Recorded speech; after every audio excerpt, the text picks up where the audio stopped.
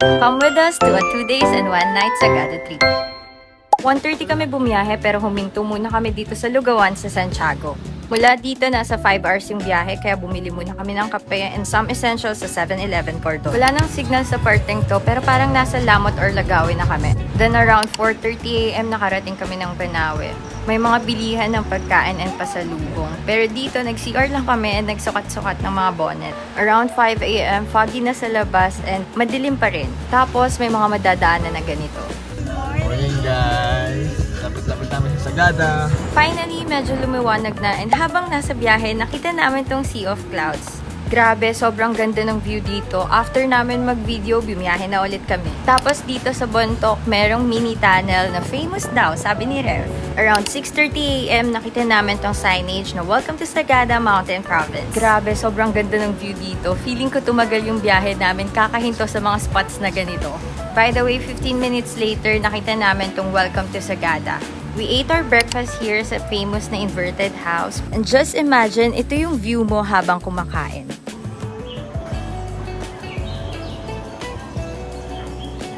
Here's everything we ordered. Sa sobrang dami ng pansit, tinake out na lang namin. Tumambay pala kami saglit para i-enjoy yung view habang nagkakape. First stop ay ang tourism office, kaya nag-parking muna kami dito sa St. Mary's. Punta kami ng tourism office para magbayad ng... Ano yung babayaran natin? Environmental fees. Ayun. Nasa 3-minute walk lang makakarating ka na sa Tourism Information Center. Pero if you want to skip the lines, pwede ka naman mag-register and book Sa online. tour guide organizations, dito naman po tayo pakontak ng tour guides po natin.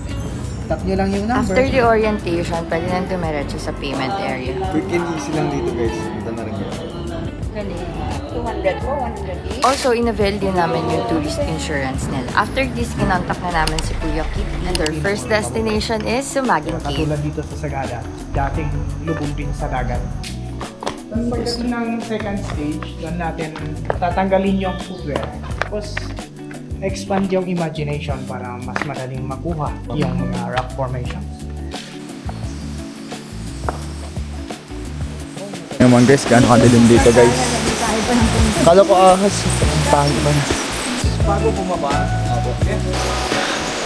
Diyos ko po, ano ba itong pinasok? Parang hindi first timer yung kasama ko ngayon.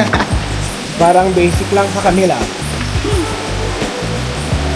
Tawag nilang rock formation, ulo ng elephant. Ito yung uso, mata, tayo na, paganan.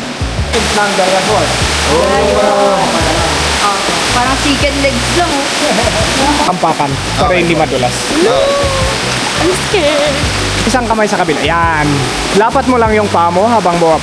O, di ba? Uy! Lamig ka. Po. Hello? Chocolate. Parang pudding. Oo. Ano masasabi mo? Lamig. Smile. Good? Galing ah. Dahan-dahanin mo lang. Lean back. Yun. One more. One, two. O, isang kamay. Okay, good. Naka-full na yan. Tuloy natin. Okay, pantay sila.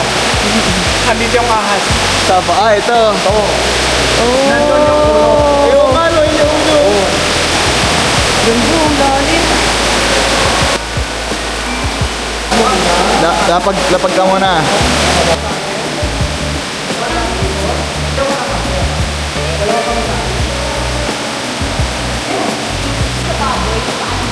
O, dinipin. Mamaya yung maliliit na rice terraces. Yun. Yung sila seashell. Tapos, makapansin nyo din, parang buto ng isda. Yung mga food galing doon. Ano ba doon? Lalim.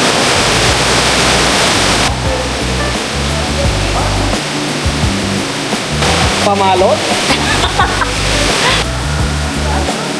Ano? Saya? Yes! Ano muna yung camera? Yung? Damo. Bakit namin guys?